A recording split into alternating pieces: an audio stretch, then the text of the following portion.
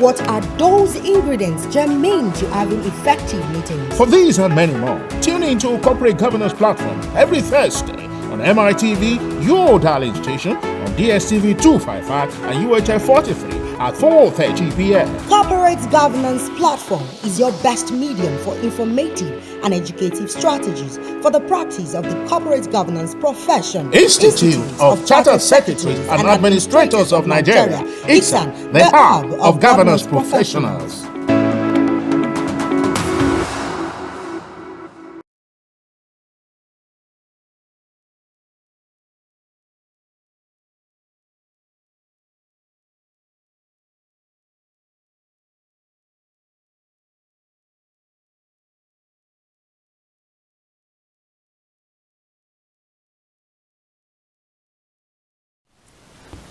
Hello and thanks for joining Corporate Governance Platform. Corporate Governance Platform is proudly brought to you by the Institute of Chartered Secretaries and Administrators of Nigeria, ICSAN, and is coming to you live from MITV in Lagos. I am Dr. Tunde Odeyemi, and today on the show we'll be discussing equitable treatment of shareholders and the protection of minorities' rights. I want to believe that every shareholders of companies should take interest in today's program so as to know their rights. And of course, to lead in the conversation is a very distinguished corporate governance expert, and of course, a fellow of the Institute of Chartered Secretaries and Administrators of Nigeria, Mr. BAYO ALABIDUN, FCIS. Mr. ALABIDUN is a lawyer.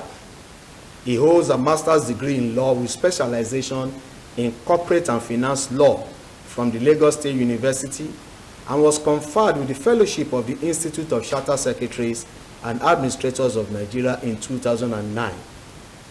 And of course, he was a past member of the governing council of the Institute. Mr. ALABIDUN is an active member of the Nigerian Bar Association and has served on several committees of its Ikeja branch, including the Election Planning Committee and the Branch Professional Committee. And of course, he also served in the Branch Professional Ethics and Disciplinary Committee. He is also a member of the International Bar Association and has attended several of its conferences. He is well versed in corporate and commercial law, having practiced in both private and public services sectors of the Nigerian economy. He has written several published articles on diverse topics on Nigeria's law of equipment leasing, corporate tax system, shareholders protection, banker-customer relations, comparative analysis of the Hague, Nigeria's law of arbitration and conciliation, among several other topics. Mr. ALABIDUN is happily married to Abiola, and the marriage is blessed with 3 children. Mr. BAYO ALABIDUN, it's nice to have you on Corporate Governance Platform. Thank you so very much, Dr. Odeyemi.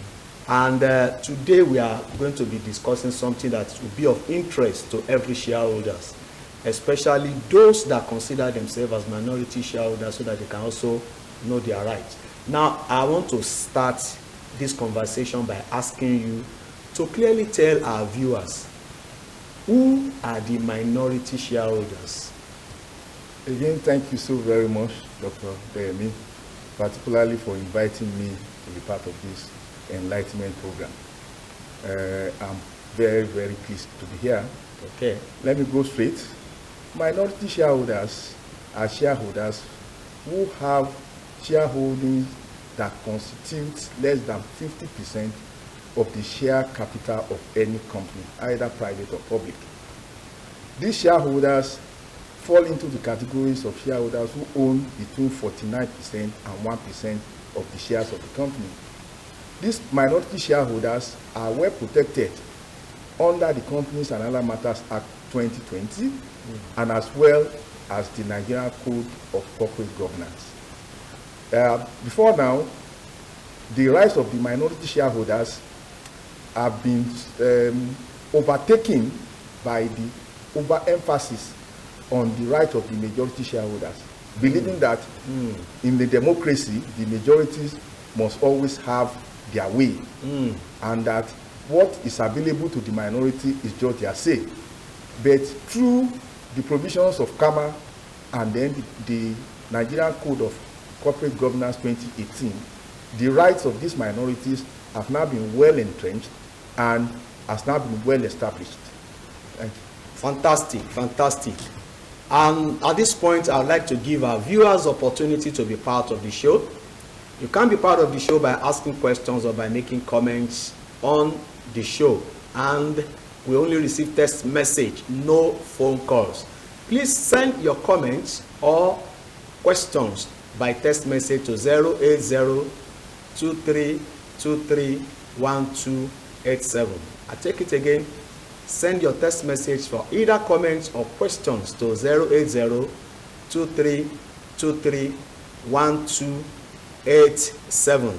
And of course, we are discussing equitable treatment of shareholders and the protection of minority rights. Mr. BAYO ALABIDUN is here in the studio doing justice to that. He has just told us the meaning or who, of course, are the minority shareholders.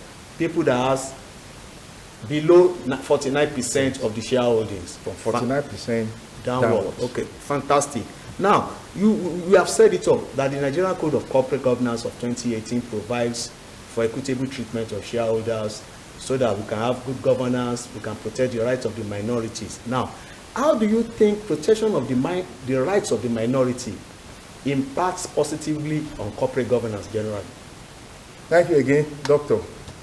The protection of the rights of the minority will definitely impact on corporate governance. Let us start this way. If you recall that any organization has what is called the object clause. In other words, what the company can do and what the company cannot do. And that is where we have ultra-various acts, where companies, directors, and majority shareholders may want to go outside what has been approved in the company's memorandum and articles of association to go and do what is not authorized by that company.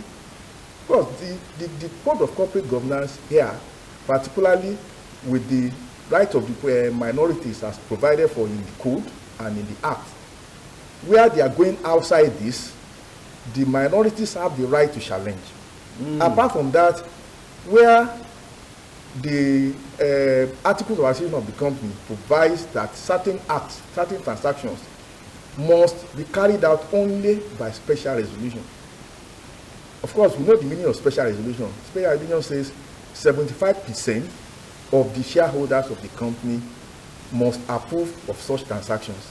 Okay, so you need the minorities. You need the minority. Okay. So through this, good corporate governance is being entrenched and is being allowed, particularly again where the directors and controlling shareholders have the opportunity before now, before this right of minorities was codified and approved by the court, the majority can turn an unlawful act into a lawful act using their majority holdings to say that this is what they want to do. But through the provisions of CAMA in sections 341 to 343, the rights of minority to now challenge this unlawful act in court has been entrenched. All of this will assist in good corporate governance because the directors and the majority shareholders will not be allowed to have a free day to do whatever they like, even in a situation where they want to commit fraud against the company. Like before now, the majority can call a meeting where they will say, we have already approved even those things that you say they are unlawful, they are illegal. But right now, based on the Code of Corporate Governance and through the provisions of CAMA, this can no longer happen because the minority now has the power and the right to challenge any of these fraudulent practices. Also, wherever any of the acts of the majority or the board is going to cause injustice to the minority, the minority have the power and the right to also challenge. So with all of these things, all of these things are all towards ensuring the success of the business endeavor and the success of the company too. So the rule of corporate governance, particularly the right that the Code of Corporate Governance has bestowed on the minority shareholders, has helped and will go a long way in ensuring that the business concern will not fail, because the minority shareholders have already been given that right and privileges to ensure that all acts that can lead to the destruction of the business concern is nipped in the bud and is stopped. And through that, the corporate organization itself will benefit tremendously from the minority exercising this right that has been given to them both by the code and by the act. Fantastic. I like the comprehensive explanation you gave to it. However, we'll be talking about the rights. I want to talk about the votes. We have minority rights now. If decisions were to be made in a company by the shareholders, do the majority shareholders have more votes than the minority shareholders? I want you to clear this for our viewers. Because if the majority shareholders have more votes than the minority, like you said in your opening remark, the majorities have their way and the minorities have their say. The majorities will always be at the end of affairs doing everything, and to the disadvantage of the minority shareholders. Please, within about 1 minute, clear this issue of votes and rights to our viewers. Thank you so much.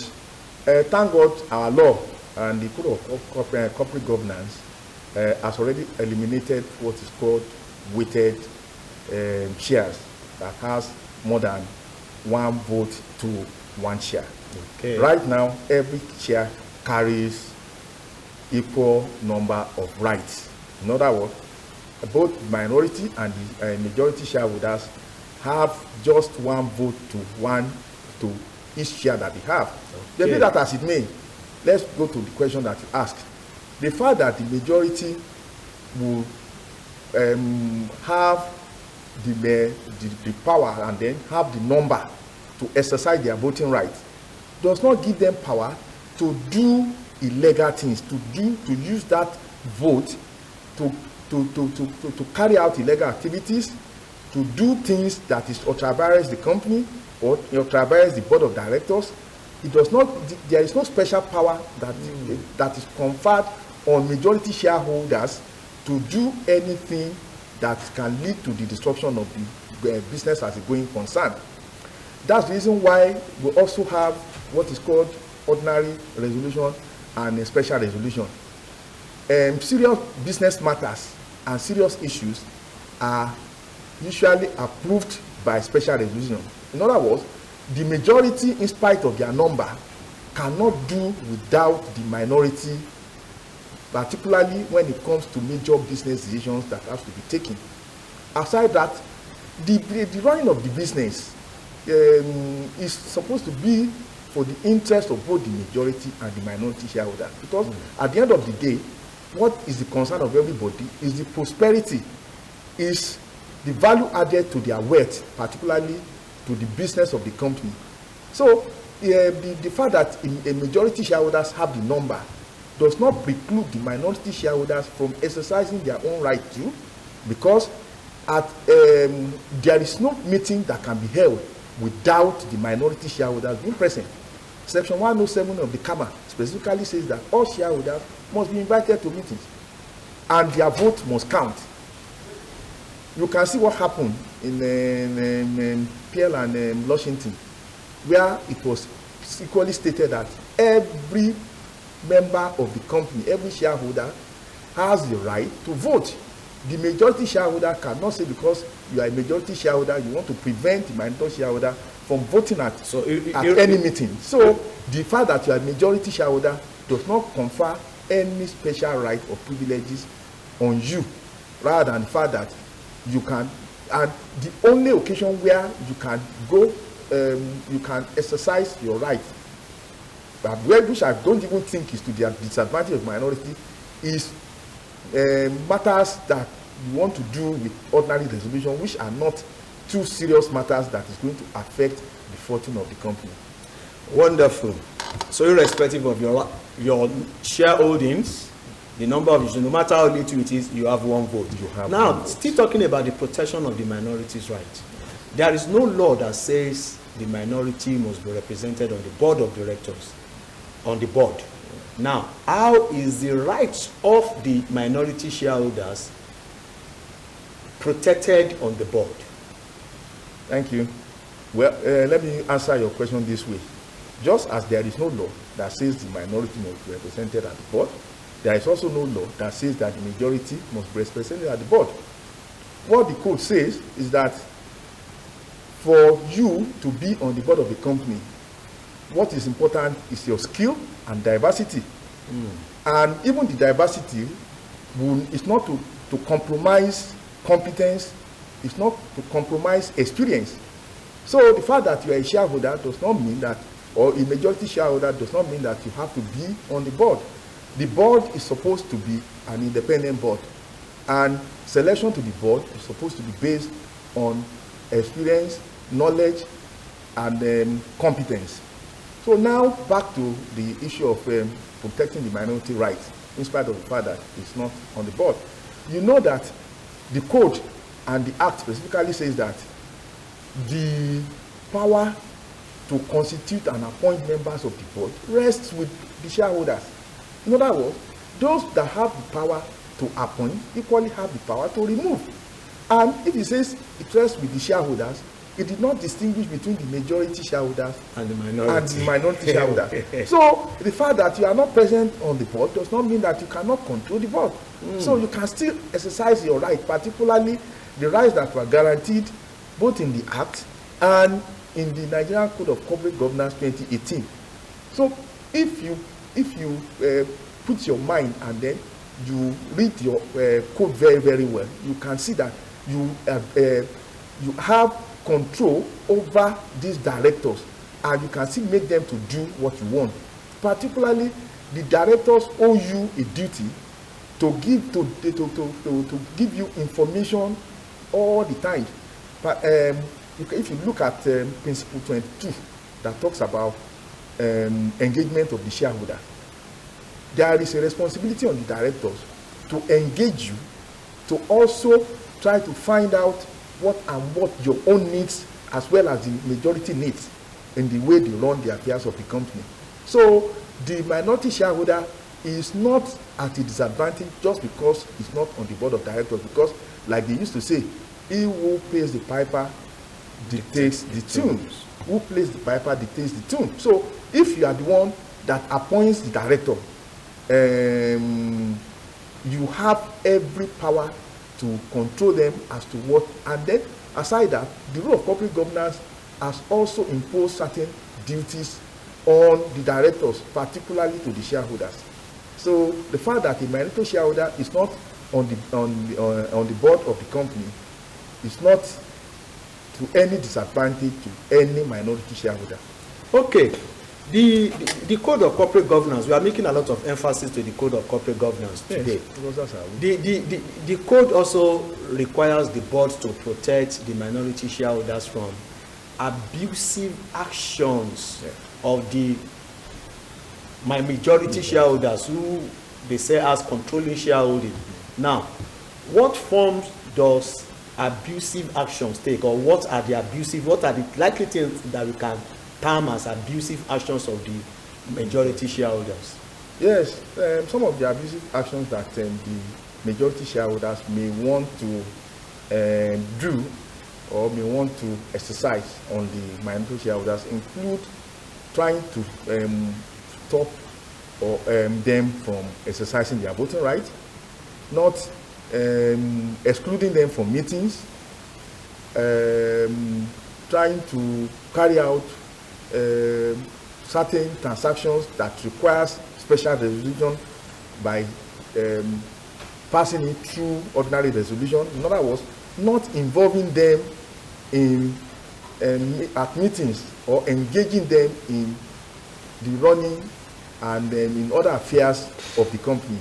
So some of these abusive tendencies of the majority shareholders have been taken care of by the CAMA and particularly by the Nigerian Code of Corporate Governance, because right now the majority shareholders can also not on their own carry out a lot of things. And then now, particularly that the minority shareholders have the right to challenge any act that is unlawful, any unlawful act that the majority shareholders and the directors of the company attempt to want to impose on the organization. So now, if those rights are available to the minority shareholders, there is definitely no reason why they cannot exercise those rights. And then all these abusive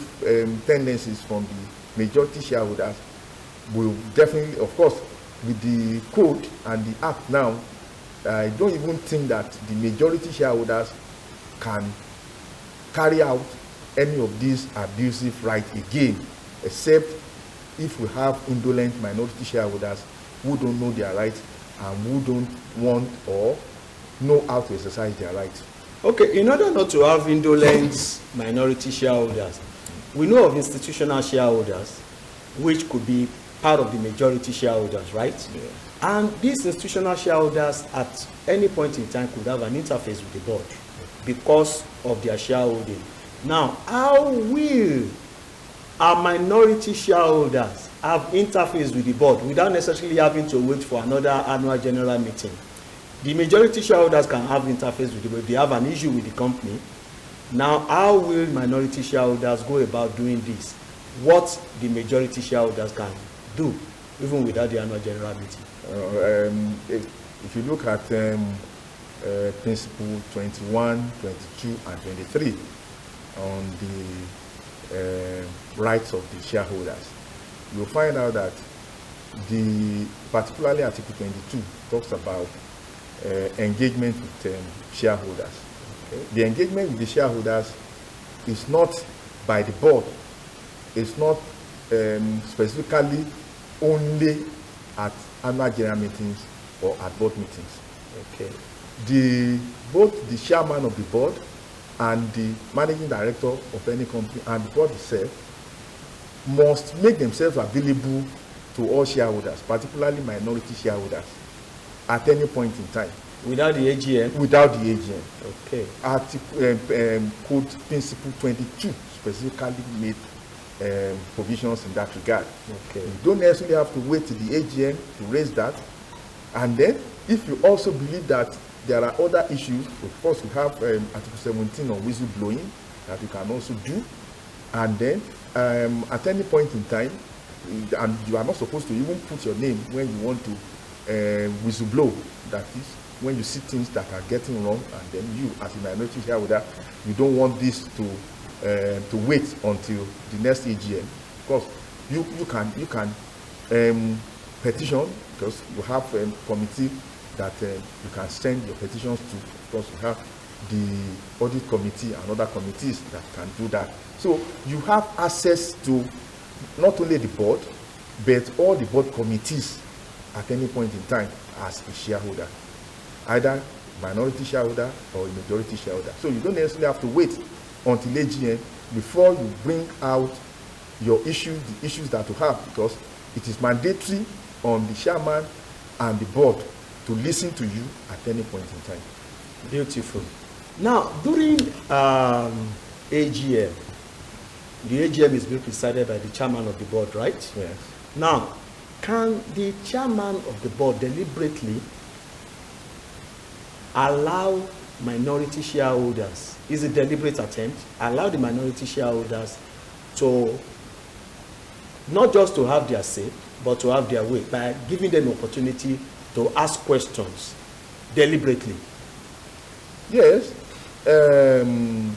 Well, it is even in the interest of the organization that the chairman should do that, because the minority shareholders, apart from being a stakeholder, they have the opportunity of being critical of the organization itself, particularly where the connivance of the majority shareholders who controls majority holdings and the board of directors can lead the company astray. and can also work to the detriment of the organization. So it is imperative on the chairman of the company, apart from the fact that the code of corporate governance actually impose a duty on him to do that, it is also in his own interest too, if he wants the progress of the organization, to allow minority shareholders to also speak out their mind, because they will have a hidden eye that can see most of the things that the majority shareholders may not see. They have, because of the fact that they believe that the little they have in the organization, they don't want to lose it, and they don't want the organization to fail. They may also want to look at things on the other side, aside from the way that the majority shareholders look at things. Okay. And through this, there may be a lot of benefit from such interactions with the minority shareholders, trying to get their own views as to how a particular subject matter should be treated. So I believe that it is imperative and it is important, apart from the fact that the code recommended it, it's also good, it's also a very best practice that the chairman should deliberately do that. Okay. I have limited time and my time is running out, but I want you to answer this question in less than a minute. Now, your final advice to organizations and board of directors out there on how to avoid transgressing law and regulations on the issues of protection of the minority shareholders is your final word here. Then we'll wrap it up. Thank you so much, Doctor, again. I want to advise organizations that on no occasion should they try to avoid the recommendations and best practices in the code of corporate governance in the way they manage the affairs of their organization. If you notice it, all the principles stated in the code of corporate governance, they are all well structured towards ensuring the prosperity of any organization. The minority in any organization, they are not supposed to be seen like an enemy or like the enemies of the organization. They are supposed to be seen like partners in progress.